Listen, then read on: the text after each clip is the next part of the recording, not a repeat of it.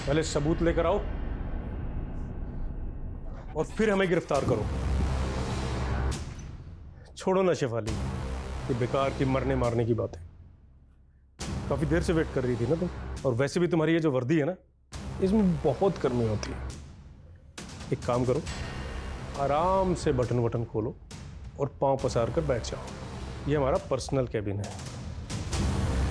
ना ही तो यहां कोई सीसीटीवी कैमरा है और ना ही कोई कार्यकर्ता आता है। ये रमा है, और जो हमारे करीब रहता है उसकी तरक्की और तबादला दोनों बड़े आराम से हो जाता है। तुम भी आकर बैठ के देखो ना, कितना मजा आता है जिंदगी का।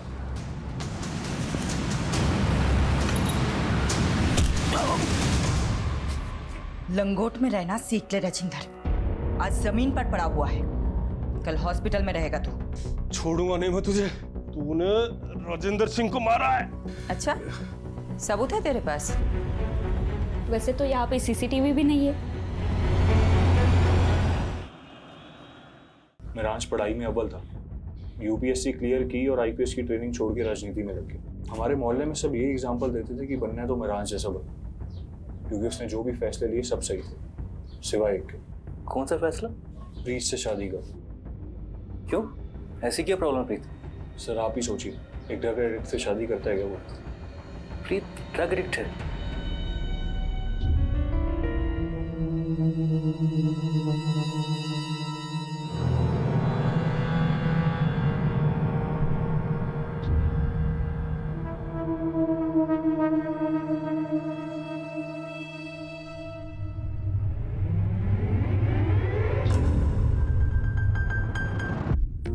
राज, क्या कर रहे हो? आज कोई समाज सेवा नहीं, आज पत्नी की सेवा।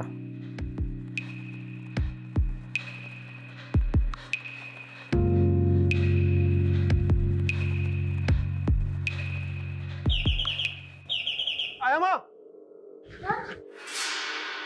मामा क्या हुआ? बेटा इधर। क्या हुआ माँ?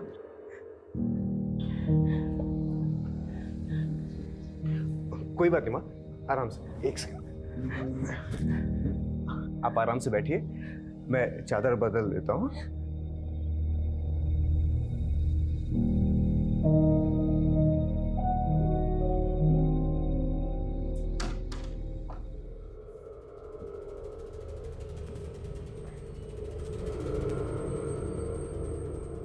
I'm sorry प्रीत, वो माने। मिराज प्लीज, कोई मेहरबानी मत करो मुझ पर। अभी फिर से बेल बजेगी और तुम स्कूल के बच्चे की तरफ भागते हुए जाओगे। प्रीत, ये तुम किस तरह की बातें कर रही हो? अरे मेरी माँ है वो, मेरा फर्ज बनता है उनकी देखभाल करना। और मैं तुम्हारी बीवी हूँ मिराज, बीवी की तरफ तुम्हारा कोई फर्ज नहीं बनता? प्रीत, मैंने आज तक कभी तुमसे कुछ नहीं छुपाया। तुम पहले से जानती थी मेरी लाइफ के बारे में। बेहतर होगा तुम एक्सेप्ट करना चालू कर लो।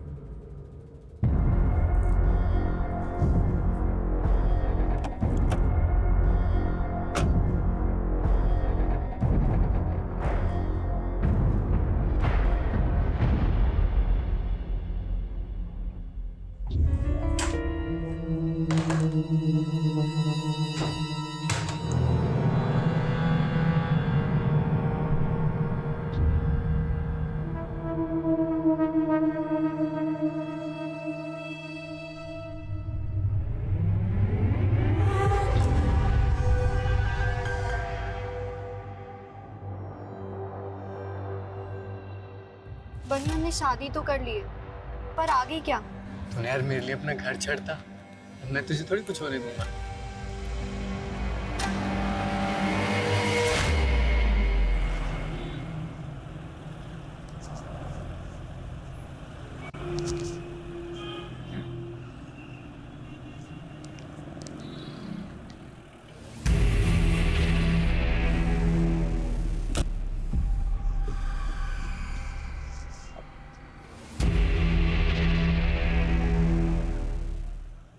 यही कार चोर है लक्खू। निकल, चल आ जा। कॉलर छोड़, चोर नहीं हूँ, गाड़ी मेरी है। चाबी खो गई थी इसलिए से खोल रहा था। तेरी ऐसी है ए पुलिस होगी गुंडागर्दी करते हो? गुंडागर्दी मैं तुझे बताता हूँ, चला जा। अरे कहाँ लेके जा रहे हो? चल बताता हूँ, गाड़ी तो लेने दो। चल तेरी गाड़ी लेके अरे रुको आगा। यार। मैडम फॉरेंसिक ने महराज के फ़ोन और लैपटॉप से डाटा रिट्रीव कर लिया है, इसमें कॉपी है। ओके। हाँ एक बंदा हाथ लगा, कार चोर है। कार छोड़। प्रीत से तार जुड़े इस कार चोर के। चलो। क्या मैडम, एसी लगवाना चाहिए ना इंटरोगेशन रूम में? अब बोलो तो एक first class AC second hand में दिलवाओ।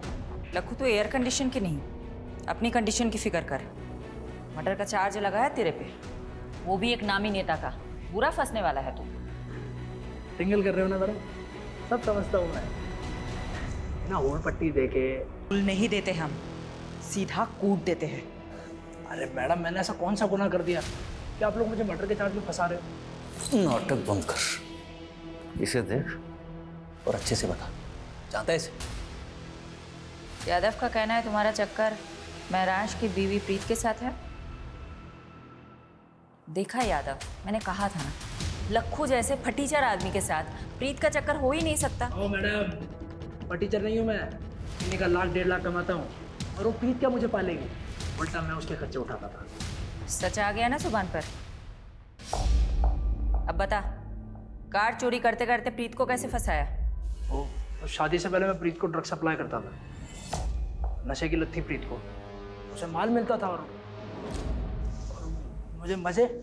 लेकिन प्रीत के भाई बनने को जब हम दोनों के बारे में पता लगा तो उसने महराज के साथ उसकी शादी कर दी। धीरे धीरे उसके नशे की लत भी छूट गई, दिल तोड़ के चली गई वो मेरा।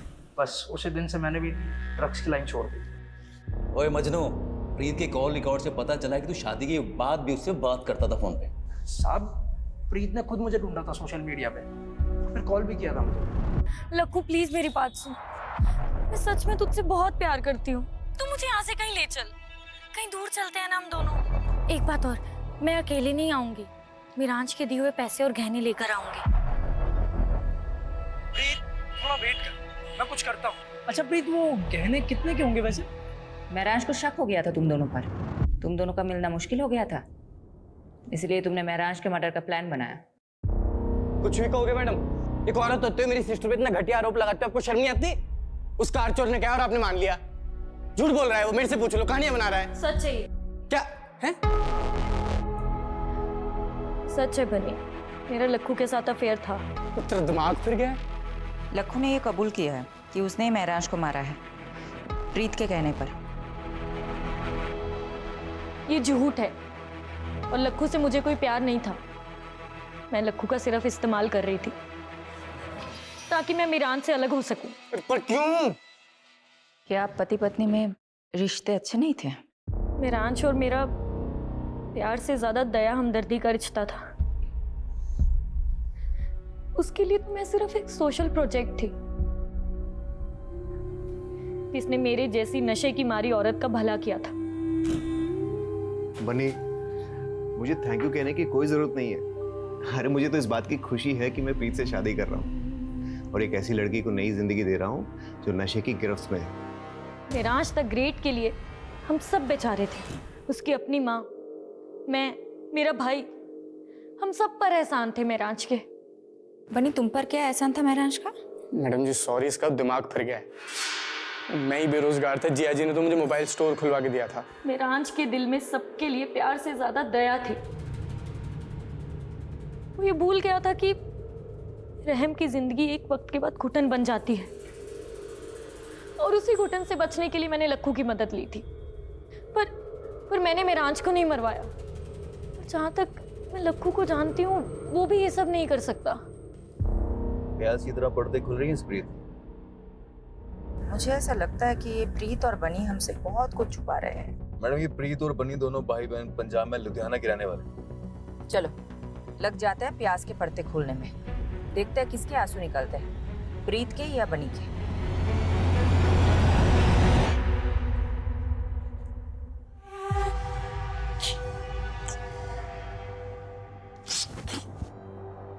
मिल गई मेरे लिए फुर्सत?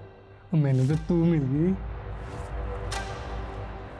बहुत अकेला लगता है पूरे दिन भर तुम्हारे बिना, और तुम वो इतना लेट घर आते हो।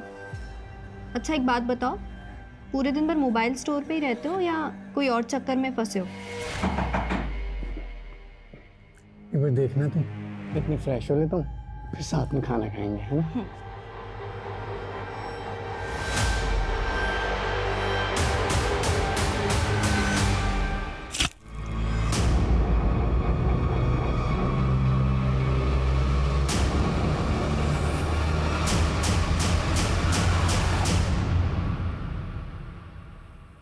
अभी भी महराज भाटी के केस में उलझे हो?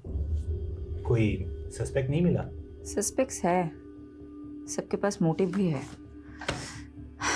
लेकिन इतना रायता फैल चुका है ना, I am losing my objectivity. कोई दिशा नहीं मिल रही केस में। आई थिंक महराज को आइडिया हो गया होगा कि उसकी जान को खतरा है। कैसे? शिफाली, जो लोग पब्लिक और पॉलिटिशियंस के बीच में घिरे रहते हैं ना, उनका इंट्यूशन बहुत स्ट्रांग हो जाता है, वो अपने आसपास के खतरे को सूंघ लेते हैं। अगर महराज भाटी को भनक थी कि उनकी जान को खतरा हो सकता है, तो वो प्रिकॉशनरी स्टेप्स तो लिए होंगे ना? बिल्कुल।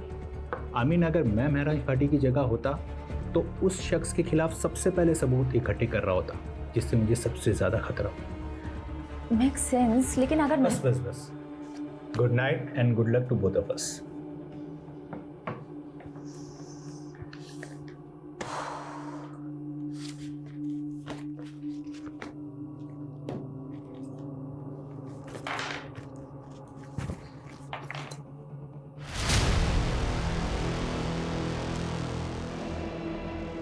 मैडम, फॉरेंसिक ने महराज के फ़ोन और लैपटॉप से डाटा रिट्रीव कर लिया है, इसमें कॉपी है।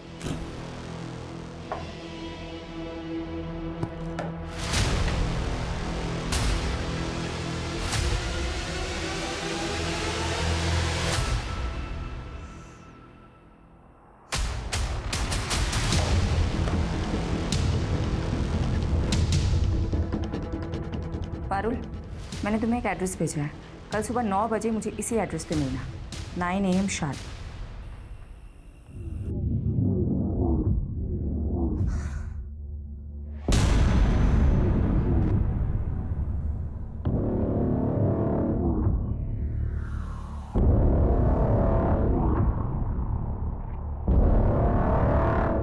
मैं आई रियली लव यू।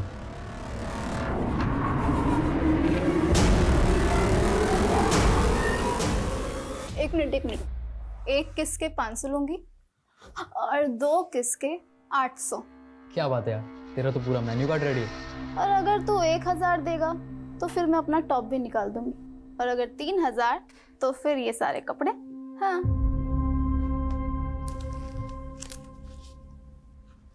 ये मेरा पर्स तेरा, तेरा पूरा मेन्यू कार्ड मेरा। मेहर, कौन है अंदर? तू यहीं रुक, मैं भी देख कर आती हूँ। क्या है? ये लड़का कौन है? पीछे हटो। कौन है? क्या कर रहा तुम्हारे कमरे में? कौन है तू? और ये पैसे? चल निकल यहाँ से। जा रहा है या?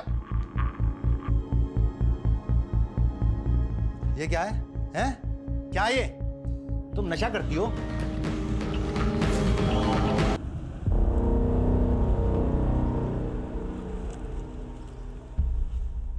4 साल पहले आपकी बिल्डिंग के कंस्ट्रक्शन के दौरान एक इमारत गिर गई थी, 7 मजदूर मारे गए थे। तब महराज भाटी ने आपके खिलाफ PIL फाइल की थी और हाई कोर्ट ने फैसला सुनाया था आपके खिलाफ। मजदूरों के परिवारों को कॉम्पेंसेशन के तौर पे पैसे और प्लॉट देना पड़ा था। काका, अब यही होगा आपका ठिकाना और यही बनेगा आपका अपना घर। मैडम वो है ना, कोर्ट के काम मेरे वकील देखते हैं, मैं नहीं देखता हूँ। तो महराज को धमकी भी आपके वकील ने ही दी थी क्या? महराज भाटी, अपने काम से काम रखने का क्या लेगा तू? सर तू भी क्या याद रखेगा? मैं ही बोलता हूँ, माताजी के नाम पर गुड़गांव में एक आलीशान पेंट हाउस और 50 लाख कैश, और अगर इससे भी तेरा पेट नहीं भरा तो तेरे पेट में कूलियां भरवा दूंगा। मुझसे तोलमोल करना आपके बस की बात नहीं मिस्टर दीपक झुंझुनवाला। बेहतर होगा कि आप उन गरीबों को मुआवजा दे दीजिए। ये आवाज आपकी है ना मिस्टर झुंझुनवाला? अब ये मत बोलिएगा कि किसी ने आपकी आवाज की नकल की है।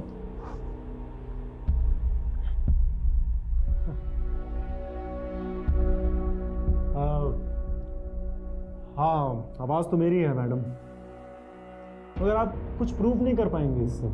अब इतना कानून तो मैं भी जानता हूँ कि ये कोर्ट में audio recording as evidence admissible नहीं होती। मिस्टर झुंझुनवाला, कोर्ट तो बहुत दूर की बात है। मैं आपको डिटेल में बताती हूँ हम आपके साथ क्या करेंगे। तो तेरे घर पर तो मैं सीबीआई और ईडी की रेड करवाऊंगा, बर्बाद कर दूंगा तुझे। और अगर ऐसा ना हुआ ना तो मेरा नाम झुंझुनवाला नहीं। यहाँ तेरी कोई नहीं सुनने वाला, और अब तो विटनेस भी है तेरे खिलाफ। तू तो अब गया। कौन विटनेस?